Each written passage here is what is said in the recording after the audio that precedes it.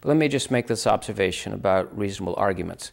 Those who are arguing for the individual mandate, that the government can force people into an economic contract that they did not choose to do, those who say that that's constitutional, they don't appeal to the Constitution. They appeal to their selective interpretation of case law. Exactly. Versus those who argue that this is against the Constitution actually argue from the Constitution. Now, what the Constitution gave us the power to do was to pass amendments to change it. But the activist legal mindset doesn't want... because you why go through all the trouble? Well, because they'll fail, because you have to win the consent of the governed. So I would say that those arguing for Obamacare, they will say a basic or fundamental civil right, but they won't say unalienable right, because the moment you say that, you have to say, where do those unalienable rights come from? Of course. Because unalienable is not a government-defined right. That's a human right, is so much a better, a more convenient word these days. So we have to win the argument there. We also have to organize politically. And this is through something I call the pre-partisan caucus, something I've been working on for years. And in a nutshell, the way we win is by giving to those who disagree with us the full opportunity to be heard publicly. Now, I've been doing this for almost 30 years in different contexts. When someone knows that they've been listened to, they dial down tremendously, unless they're among the smallest minority of internally committed tyrants. They really want to lord it over others. Remember when Jesus said, "It shall not be so among you. The Gentiles lord it over each other, but the first in your midst shall be the last shall be first." The Son of Man came not to serve, or not to be served, but to serve. So if we are, and this is the counterintuitive power of the cross and the resurrection, if we are lobbying for the freedom of others, the devil's household is a devil's split between those who know they're following evil versus those who are entrapped by it. And so many people in the homosexual world are entrapped by it, or those who've been through abortion, or a whole range of realities. They know they're not free. They know that their happiness has not been achieved.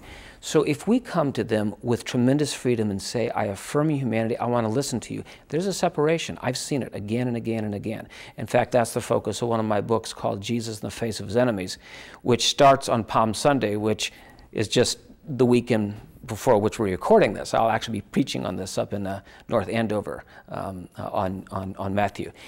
Jesus, in the face of those who wanted to kill him, said, "Rake me over the coals with your toughest questions." This type of proactive living in the light, confident that the darkness will flee, and those in the darkness who want liberty will find liberty through how we live and preach the gospel. So yes, we have to have very concrete political strategies. In this minister's affirmation on marriage, we're going to fashion this into a legal brief before the U.S. Supreme Court. So when the court case comes, I'm going to be seeking at least 100,000, maybe several 100,000 ministers of the gospel and Christian leaders across the country to sign on to this. We've got 700 on short notice in Connecticut when we did this last in 2005.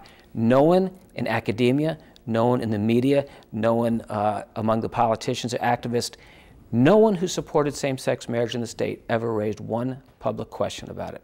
So we do have the ability, based on spiritual warfare knowledge, to make an argument that is above reproach historically, reaches out to people. One crucial part of this affirmation is how we ministered to those struggling with homosexual temptation. In fact, we said, for those who struggle with homosexual temptation or any other temptation, we too, as ministers of the gospel or leaders in the church, have all forms of temptation that we struggle with daily, and we need to daily seek God's forgiveness, as is common with all people. Yes, and be transparent to that outside world that is observing us and say, hey, we acknowledge the fact that we are sinners who need the grace of God, and we're no better than you.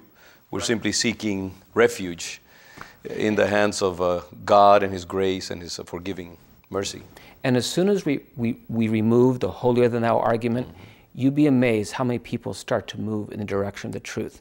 The question is, can they trust continuing to move in that direction? What is the presence of the church, not just with you or me, but the whole church? So what we need, the bottom line, is revival in the church. And revival that's just not an individual me and Jesus, but it is me in the community of believers, all together with Jesus in the presence of a broken world, being very tangible in how we show the love of God. Couple of elements that you would use to define revival. What are some of the distinctive elements for revival in the church today? Well, revival means to bring back to life.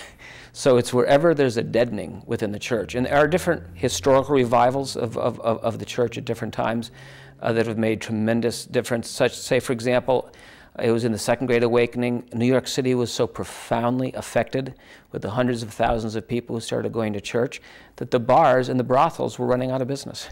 So if you have true revival, which is the preaching of the word, the loving of our enemies, which is the quintessence, the highest point of the Sermon on the Mount, if we're doing that, and the more the world becomes broken, and we're moving toward brokenness at a speed that is galloping at this point, we can look through the books of Judges and Kings and Chronicles and see the many times in which the nation of Israel was faithless. They were enslaved by the Philistines or the Assyrians or other pagan nations. It took many times a whole generation before they finally said help, and it was the whole nation that said help. So I would say that for revival to truly happen, the broadest representation of those who call themselves Christians, the Church of the United States, must get on their knees and say help, and be revived from within, which means not just for our personal satisfaction, but to love our neighbors. So it's going to take a quality of depth like that. But you know something? When you get a revival like that going, it's just going to be like a wildfire in the positive sense across a dry prairie, across a dry and thirsty land. People, and now to mix metaphors, when the rains come, okay? And the rains come and the seeds sprout. So that's what we want. We want the fire of the Holy Spirit that brings us the refreshing rains, and the Bible is full of mixed metaphors. We're tolerant here.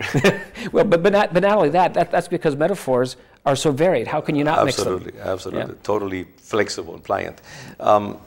You mentioned the preaching of the word. That's one of those preconditions for revival. One of the problems that I have as a minister who is engaged both in the cultural processes that we're living and also in the spiritual realm and seeking to be evangelistically effective in my church, one of the problems that I have is how to find that medium ground between speaking the word boldly, with integrity, biblically, and also trying to be winsome and gracious and not alienate those who come to the church from the outside with a mind that is totally saturated with secular concepts and seeming unkind and better than thou. So that, sometimes I'm frustrated because I may be saying something that I feel is totally biblical. I'm preaching an exegetical message. The word is requiring me to go through that particular point. It addresses an issue of homosexuality or divorce or all kinds of things. And invariably, someone is apt to get upset because I'm alienating people who are trying to seek God. And so I find that dilemma a lot of times. And I see a lot of churches dangerously avoiding some of these hard issues and their misdirected desire to win unbelievers to the Lord. And what happens, I think, many times, and we really obstruct the working of the Holy Spirit by holding back this truth which liberates and which also educates our own people and strengthens them against those temptations out there.